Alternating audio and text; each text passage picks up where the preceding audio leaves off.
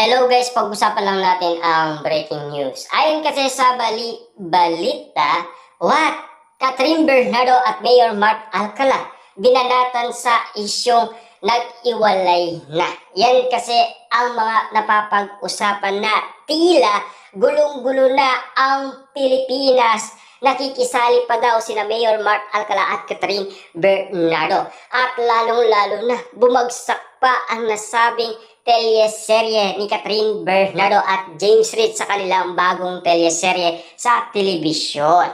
Kasi nakikisali pa daw si Mayor Mark Alcala pero wala naman siyang nagagawa. Ayon kasi sa iba't ibang mga netizens. Yan kasi ang banat umano ng karamihan. Na alam niyo naman siguro, ang daming batikos umano kina Mayor Mark Alcala at Catherine Bernardo. Simula nga naman kasi lumantad sila. Kasi ayaw na ayaw umano ni Mayor Mark Alcala na lumantad sila. Ang gusto kasi niya, privacy moment ang kanilang relasyon. Siyempre, alam niyo naman siguro, nung lumantad na sina Daniel Padilla at Kayla Estrada, sumabay din sina Catherine Bernardo at Mayor Mark Alcala. Ayon kasi sa bali-balita, labanan na ng mga couple dahil nagsilabasan na ang katotohanan.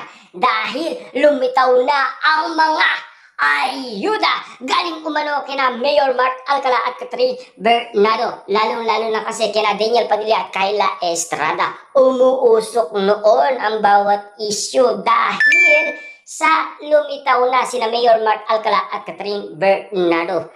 Pero nang dahil sa ginawa nila, umuusok naman si Mami Min Bernardo dahil ang dami kasing mga batikos na naranasan ni Mayor Mark Alcala at Catherine Bernardo. Kaliwat kanan kasi ang mga batikos na natatanggap ni Mayor Mark Alcala at Catherine Bernardo. Kung marami nga naman kasi ang mga project ni Catherine Bernardo, ganun din kasi kadami ang mga bumabatikos sa kanila. Pero take note kapag hindi sila nakikita, tila pinag-uusapan, umuugot ang mga netizens at fans na bakit hindi na sila lumalabas at nagkikita. Pero kapag nagkita naman sila, galit na galit sila. Ano kaya ang problema ng mga netizens patungkol umano kina Mayor Mark Alcala at Catherine Bernardo sa kanilang sitwasyon? Na alam niyo naman siguro, nag-iingay na kasi ang pangalan Daniel Padilla at Catherine Bernardo. Pero alam niyo ba na ang pinag-uusapan ngayon, nagbabalik na si Daniel Padilla. Dahil may nakitang pagbabago kay Daniel Padilla.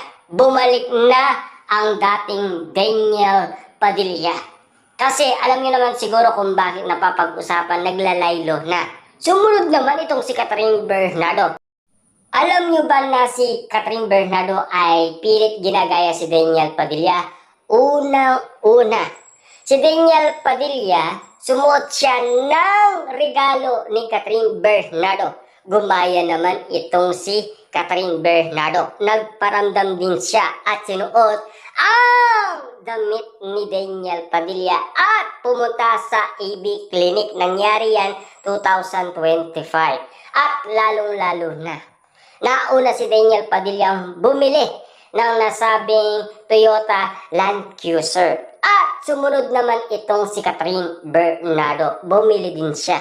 Na ngayon napapag-usapan, gusto nang maglaylo ni Daniel Padilla sa pagiging artista. Gusto rin ni Catherine Bernardo maglaylo. Pero wala tayong napapabalitaan, gusto rin ni Kayla Estrada maglaylo sa pagiging artista. Papaano nga naman kasi, bago lang si Kayla Estrada. Ang matagal-tagal na kasi sina Daniel Padilla at Catherine Bernardo sa showbiz. At lalo-lalo na kasi, tamang-tama ang edad ni Daniel Padilla dahil sa nasabi niya noon, sa edad niyang yan, gusto niya nang magpakasal. Yan ang pangako noon ng Katniel. Yan kasi kung bakit nga naman kasi pilit nilang binibigyan ng lahan ang kanilang sarili para matutunan pa nila ang ibig sabihin ng pag-aasawa. At bilang mag-ama at ina. Yan kasi ang mga naranasan ngayon ni Daniel Padilla at Catherine Bernardo. At lalong-lalo na kasi si Daniel Padilla ngayon ay nagpo-focus ng magkaroon ng maraming negosyo. Pinag-aaralan na ni Daniel Padilla ang bawat negosyo. Si Catherine Bernardo naman, tila nawala sa mood. Noon, nabalitaan niyang gusto nang magpakasal ni Daniel Padilla. May bali-balita nga naman kasi umaalis na siya. Tila parang nawawala na sa sarili si Catherine Bernardo. Nabalitaan kasi yan na kumakalat sa social media. Tila may ibang pinupuntaan si Catherine Bernardo at hindi alam yan ng ABS-CBN. Hindi rin alam yan ng mga netizens, mga fans, lalong-lalo na mga staff. Ang alam lang nila, umuuwi lang si Catherine Bernardo at nagmamadali. Alam nyo ba na konting motorcade lang ang ginawa ni Catherine Bernardo sa San Fernando, Pampanga? Kaway-kaway lang at tapos umuwi na. Ang dahilan ni Catherine Bernardo, napagod daw siya.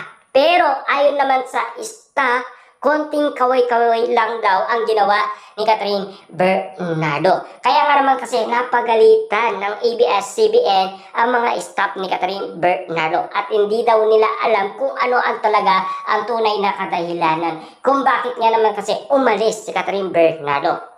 Dahil kasi napapag-usapan gusto nang magpakasal ni Daniel Padilla at gusto nang umalis bilang artista. Kita nyo naman ha? Sa ganitong sitwasyon, iniisip pa rin ni Catherine Bernardo si Daniel Padilla bago niya unahin ang kanyang trabaho.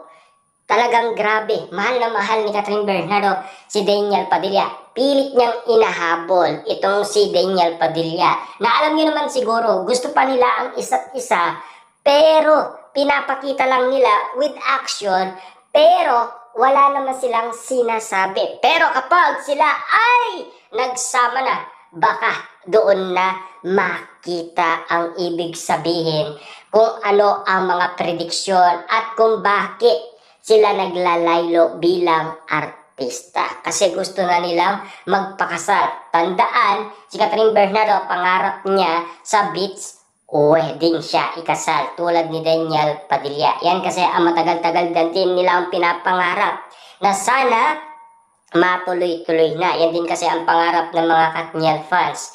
Pero ngayon, kumakalat na ang balibalitang nagkakalabuhan na daw sina Catherine Bernardo at Mayor Mark Alcala. Di lang nating alam kung makatotohanan man. Yan kasi ang mga may init na balita at chismis sa social media. Dahil ang daming mga tambay sa social media.